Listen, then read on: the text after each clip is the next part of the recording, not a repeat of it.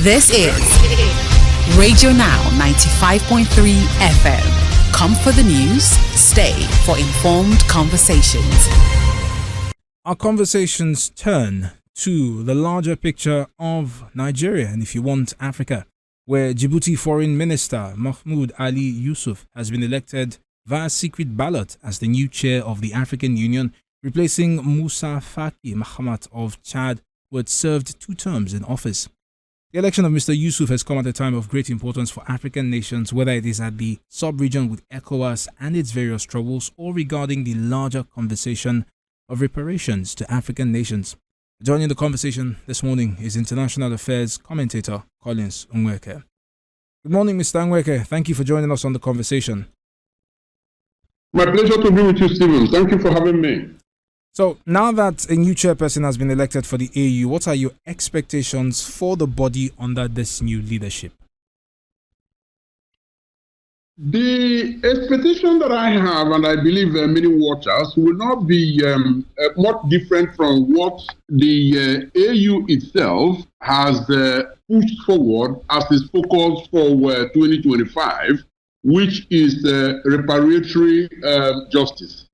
Now, the curious thing about the election of Mahmoud Youssouf as the chairperson of the AU Commission is the fact that records, are not quite robust about his position on reparatory justice, or at least they are a bit on the vague side before the election itself. It is known to have focused on 5 main priorities.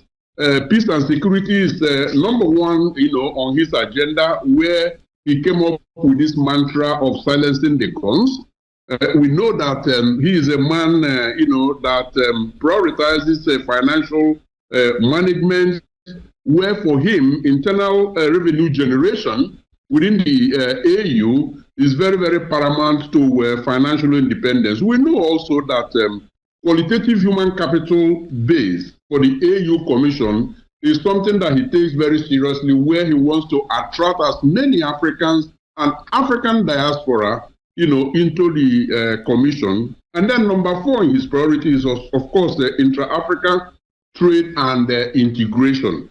And then last but not least, and that is the sticking point here, is human rights and rule of law. Now, he has been very, very vague on that, but you can be, rest assured that the likes of, Amnesty International are already on his case. Now, it doesn't surprise anyone because the newly elected, AU chairperson, Mr. Youssouf, is from Djibouti, which is under military, rulership. So, military and human rights is not something, they are no bedfellows. But anyway, he is there. The priorities have been spelled out, and now the task before him is to deliver on reparation for Africa. And I believe that, he will use his vast diplomatic experience to deliver that for the AU. So, Mr. Onweke, let's explore some of the inherited challenges that Mr. Youssouf now faces. The most pressing being around the matters of security on the continent, which is a full diversion away from the theme of the year 2025. So very immediately, you've got the crisis in the DRC, and in the last few weeks, we saw how the new dimensions of tension that it brought between Rwanda, South Africa, and the DRC itself. You also have the civil war in Sudan, where we have the largest humanitarian crisis in the world today. Before you now start to go down to the more political or democratic issues around places, sub-regions such as ours, West Africa. When you consider these contentions, I'm curious as to your expectations of Mr. Youssouf. Does he seem like a man that might make something of a difference over the course of the next year?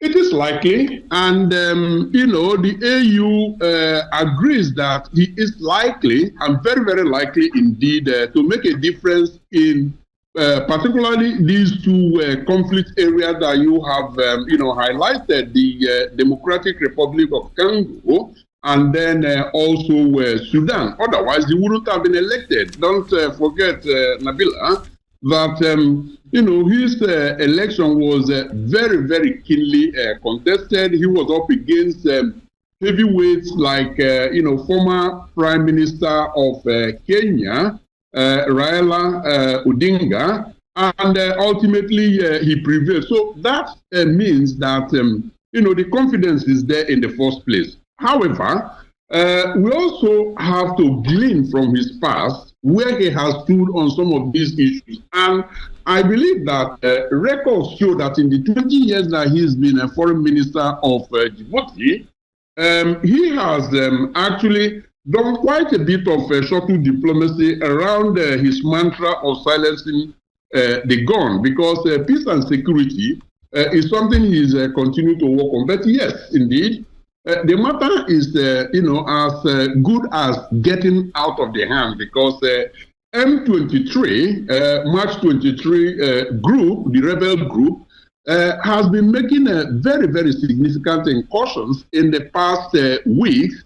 They've taken over Goma. They are making very, very serious advances, to the second largest city in the region.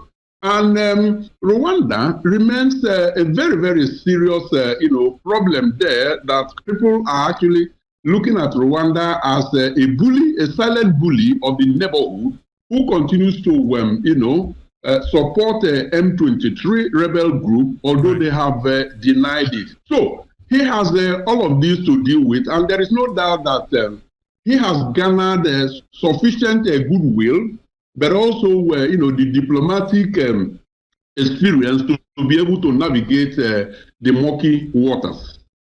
Well, Mr. Nweke, thank you very much for your time on this conversation. Collins Nweke is a Chairman Emeritus of Nigerians in Diaspora Europe. He is also an international affairs commentator, joining us this morning to speak on the election of Djibouti Foreign Minister Mahmoud Ali Youssouf as the new chair of the African Union. You're still on to Radio Now 95.3 FM Lagos. We urge you to stay tuned to your Beyond the News station. The conversations continue in just a moment. This is Radio Now 95.3 FM. Come for the news, stay for informed conversations.